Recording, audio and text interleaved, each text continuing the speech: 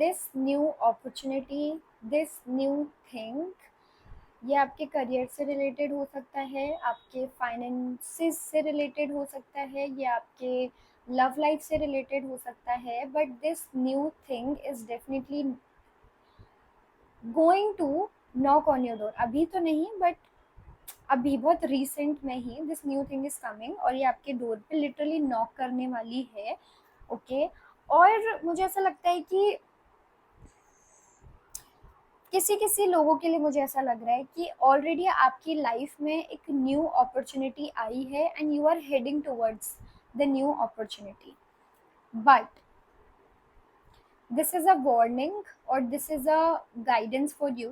Take it जैसे भी आपको ये समझ आए कि आप इस न्यू अपॉर्चुनिटी की तरफ, न्यू जगह की तरफ कुछ एक्सपेक्टेशंस से मूव कर रहे हो, जो एक्सपेक्टेशंस आपके पास्ट के बिहाफ पर आ रही है, आपके पास्ट के एक्सपीरियंसेस के बेसिस पर आ रही है। ओके सपोज आपने पास्ट में कुछ हार्ट ब्रेक देखा या फिर आपने कोई लॉस देखा और किसी सिचुएशन की वजह से आपने लॉस देखा।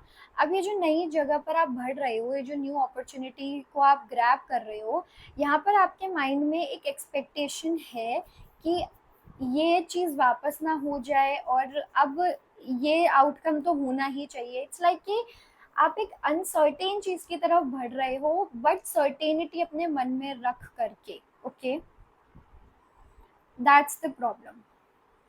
जो नई चीज़ है ना, देखो जब आप किसी नई चीज़ की तरफ बढ़ते हो ना, तो उस नई चीज़ को अपने आप को रिवील करने दो, उसकी अपनी एक यूनिकनेस है, उस यूनिकनेस को आने दो।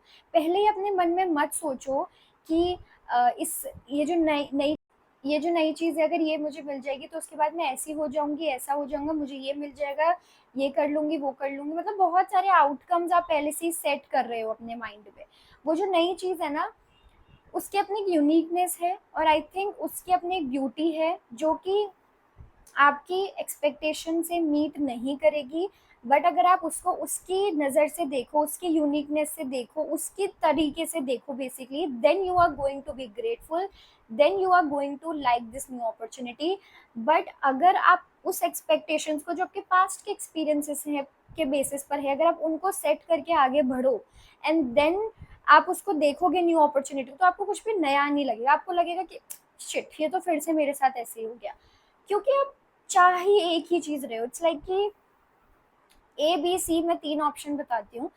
आप आपके पास्ट के एक्सपीरियंसेस की वजह से आपने ए कुछ ट्रिगर हो गया, मतलब ए जो रास्ता है, ये जो पॉइंट है, ग्रुप है, जो भी है, वो ए ट्रिगर हो गया basically.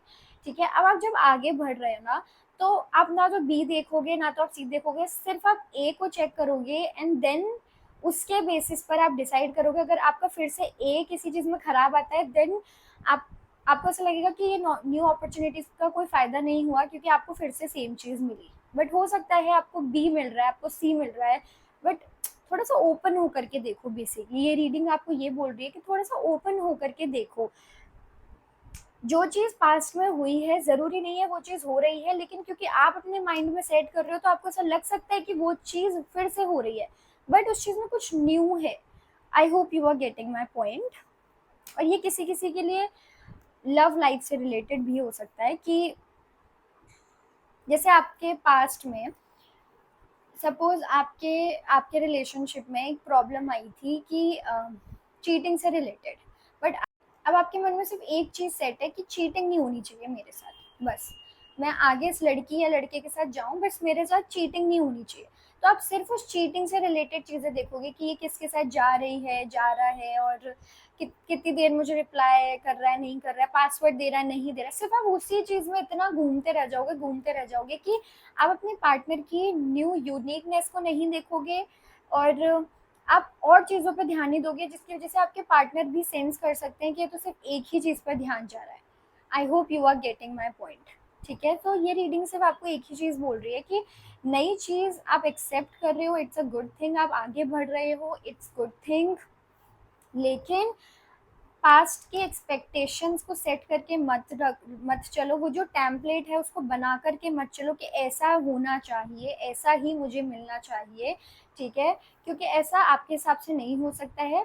New thing is uncertain thing, तो आपको उसको एज इट इज देखना होगा। ओके, आप उसमें कुछ सर्टेनिटी डाल ही नहीं सकते हो। या I want to see is there any other message.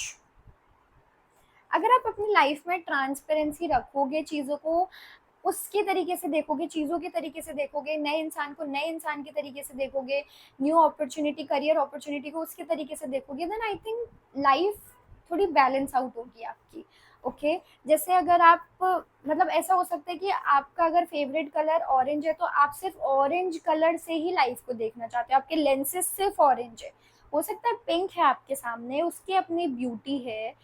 या मैं बस इतना बोल रही हूँ कि अगर आप इस माइंडसेट से चलते हो, वो जो चीज़ें हैं उसको सेट करके चलते हो, देन आपको ऐसा फील होगा कि मेरे साथ बार बार पुरानी ही चीज़ें क्यों हो रही हैं, मेरा पास्ट ही क्यों रिपीट हो रहा है, क्योंकि आप सिर्फ उसी को ही अपने माइंड में लेकर के चल रहे हो। ओके अगर आप बिल्कुल ओपन हो जाओ, आप ऐसे रखो कि नहीं मुझे कोई एक्सपेक्टेशन नहीं है, मैं सिर्फ फुल फुल ट्रस्ट के साथ आगे बढ़ रही हूँ या बढ़ रहा हूँ, बस आप नॉर्मली बढ़ रहे हो, सारी पीछे चीज़ें पीछे छोड़ के बस आगे आप उस चीज़ें रेडी हो कि हाँ, like it's a blank page. अगर आप ऑलरेडी फिल्ड पेज के साथ आगे बढ़ रहे हो तो जो नए नई चीज़ें हैं उसको आप कैसे लिखोगे, वो चीज़ें आपके जो पेज है उस पर कैसे आएगी, नहीं आ सकती ना। नई चीज़ के लिए आपको एक न्यू पेज ओपन करना पड़ेगा।